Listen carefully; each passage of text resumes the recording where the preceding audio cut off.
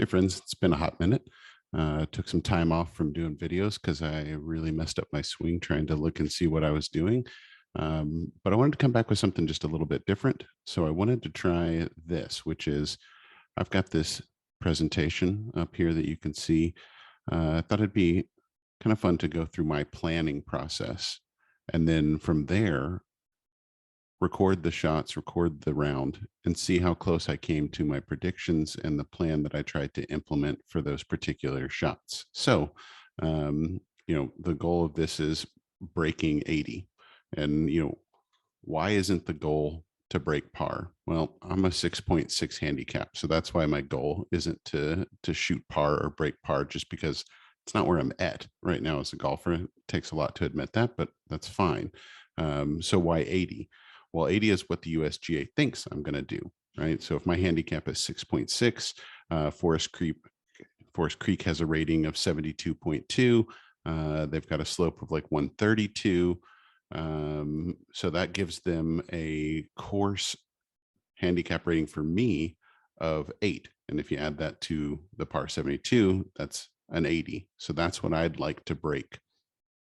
So what I do know is that while no plan survives contact with the enemy, and anything we talk about today is going to be totally thrown out when I, hit the world's greatest drive or conversely the world's worst drive on a particular hole. I do think that plans are worthless, but planning is really important and is everything. So here's the theoretical ways that we can actually go about breaking 80. One, I think I need to hit 11 greens in regulation to do it safely. Two, I need to avoid really big scores. Three, I need to make sure that I'm consistent on par threes and par fives. Why par threes and par fives? Well, par threes are easy because you got the ball on a tee. It's, a shot into a green. You should do better in terms of hitting greens in regulation there. And par fives, you've always got a chance, as long as you didn't lose the tee shot, to get back into position. The other thing I want to make sure I do is on every shot, pick a target, stick to it, have the, vision in my mind of what I want to do. So over the last 20 rounds, what have I done? Not a whole lot of green in regulations, 39.2%. Now, par fives, it's a little bit better. That's the target I need. Par threes, it could be better. And par fours, that's where I'm losing my shots, right? Because I'm not getting into position off of the tee, which makes it harder to hit the green. Now, the driving accuracy is fine, 50%, whatever. Now, from the rough, I'm hitting about 29% of greens. From the fairway, about 48% of greens. So really big jump when I'm in the fairway trying to hit the green. So I know that's important. It's like a no doy type moment.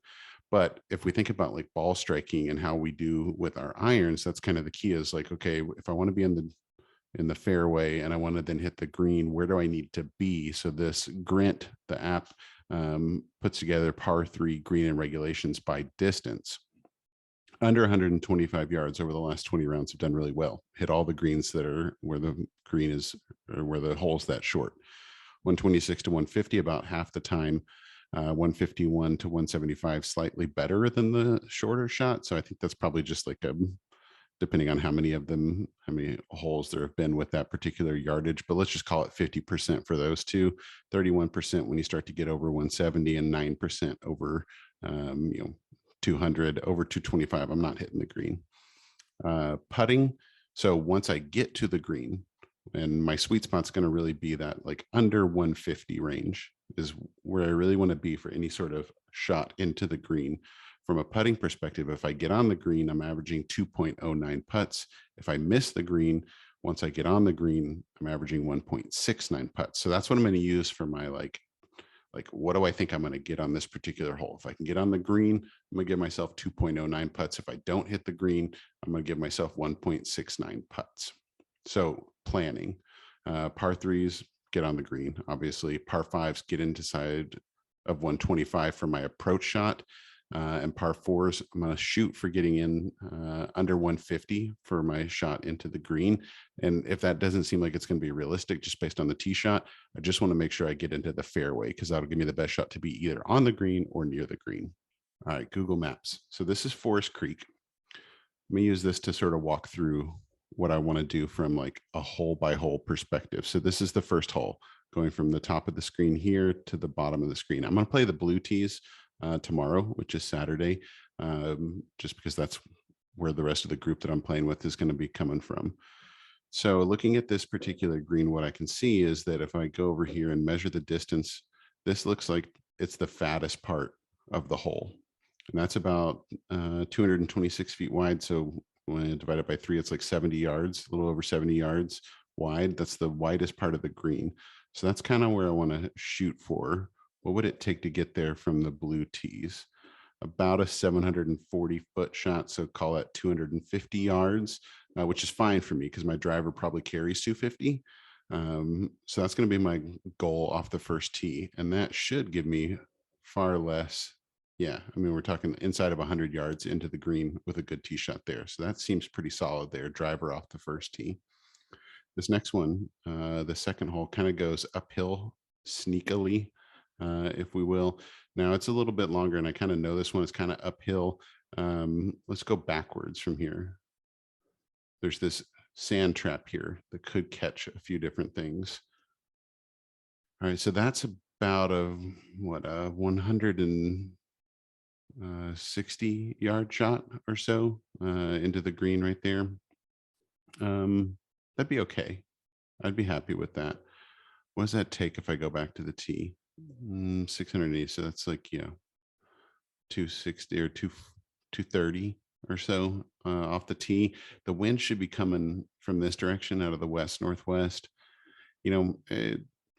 Just depending on how I feel, it might be nice to lay up with a 3-wood because that's really the smartest area to hit into is right here, and then you've got a shot into the green. But if it feels like it's uphill and that kind of thing, driver might be okay there. So one of those two things. All right, this is a par 5, the next hole, this third hole, dog leg right around the corner. Tee box is going to be right about here. I measured the distance over these traps. It's a carry of a little over 250 yards. Now, if I'm with the wind, I think that's fine. Honestly, I've got a little bit of a fade shot going. If I aim at this trap here at the distance at the corner of the dog leg on the far side, fade it a little bit, hit it hard, I should probably carry. This trap here, end up in this general direction, which would leave me into the green, a little over 200 yards, 220, 230 into the green. So I could lay up, or I could try and pound it over the sand here and just make sure that I clear that. And then I've got an easy shot into the green. So that feels solid, driver off the tee there. This next hole, the fourth hole, shorter par 4, very narrow.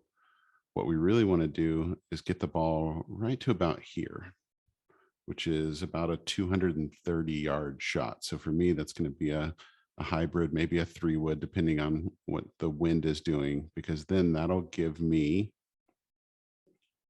right at 150 yards into the green. So that would be really solid. No need to hit driver because you're bringing these trees into play and it gets super narrow. Awesome.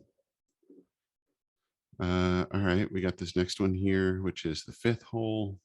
Again, this is a pretty narrow hole.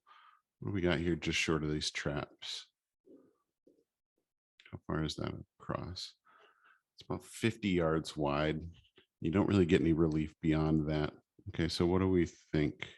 Let's go back to the tee box. I don't really know where the tee is going to be, but let's just say it's at the front edge of this thing.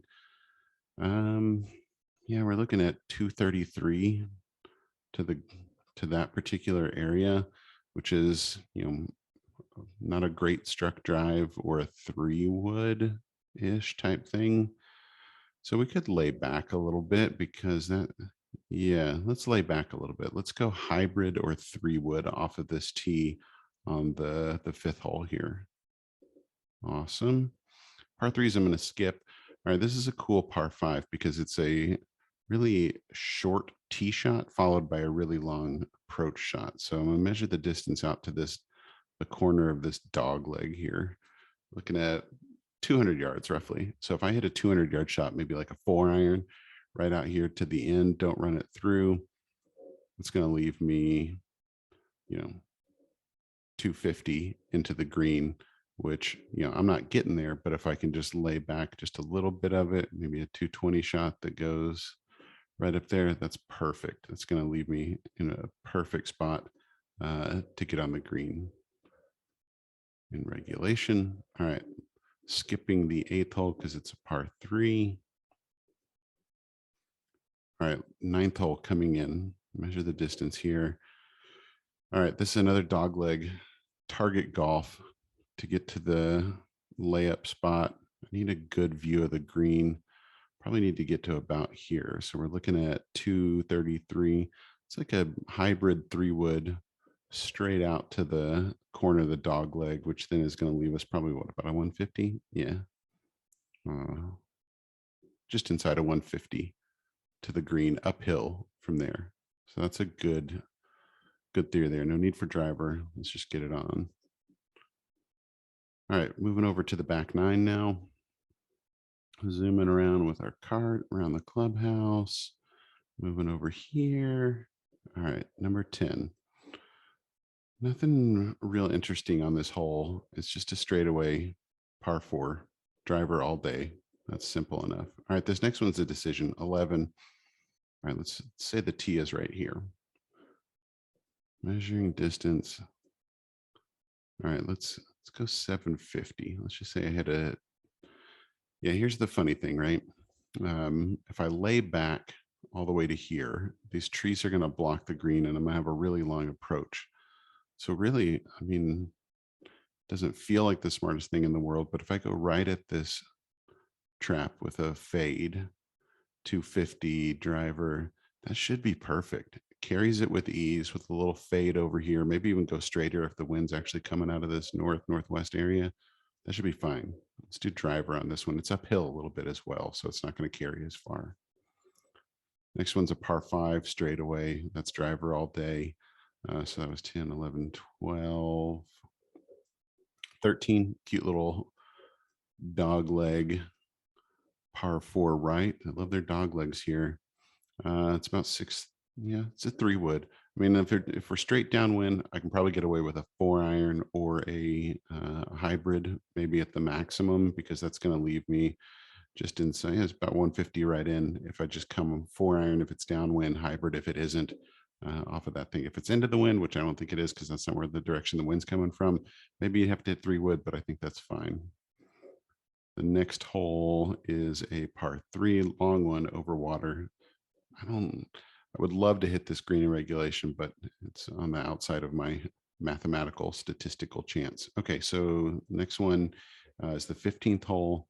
This trap that's at the corner of the dog legs, 805. So, I mean, really it's out of range from a driver perspective, but it is, it could run out. It's on the edge of driver. I mean, I think if we did 230 with so if we were at 690 with a 3-wood, that's not bad. There's nothing wrong with that. And that doesn't really gain us anything straight away. Yeah, it's 3-wood all day, which is going to leave us a little bit of a, it's like a 180 or so. 180 or so from a, approach shot, but that's fine. All right, 16th hole. Par 5, loop-de-loop dog leg around the corner. Take it at these bunkers, move it off to the right. Right edge of those bunkers with a fade should be dang near perfect, because even if we get a big rollout, yeah, that's fine right there. And then we've got, 200 into the green. That'd be sweet. And if I don't feel like I can carry those trees, boom, we just lay up right over here. All right, that's 16, 17. We're going to leave alone because it's a par 3. And then the last one is going to be this par 4 to finish, which is 18. Cool finishing hole. Very narrow here. Can't carry the bunker with any reliability. You got creek, out of bounds, bunker. So you want to be right here, just left of it. Distance to there, 722. So yeah, I mean, that's 3-wood all day long. 3-wood right out here. And that leaves us into the green. So, for the most part, driver's going to be okay, but there's definitely some holes where we're dialing it back with 3-wood, 4-iron, hybrid, getting into position and those types of things. Okay, so front 9. Let's take a look. Here's all the holes, the distances, and their handicaps. Here's what I think. Based on the difficulty, I'm projecting 4 greens in regulation off of these holes. Statistically speaking, I think these par threes are a little bit on the longer side where my accuracy goes down a little bit. So I'm not projecting I'm gonna hit those, but if I do hit the green, I'm gonna call it 4.09, just, because of the putting 2.09, just a shade over par. If I don't hit the green, I'm gonna go ahead and assume that I'm gonna be close by, get up and down, 1.69 putts per non-green in regulation. So getting up and down 31% of the time or so. So that's going to take the score a little bit above par. But if we do that across the board, front nine's looking at about 39.81 from my statistical disadvantage, perhaps. Okay, back nine. Let's take a look here. Same type of thing. I actually think I might be able to score a little bit better on the back nine. I think there's a couple of par threes, especially this 17th, that is going to play into my hands a little bit more. It's a shorter par three, better chance to hit the green, that kind of thing. But the rest of it's eerily similar, although I think maybe 5 out of 9 greens in regulation, which leads to a 39.21. So where does that leave us? All right, so that means the target tomorrow is 79.02.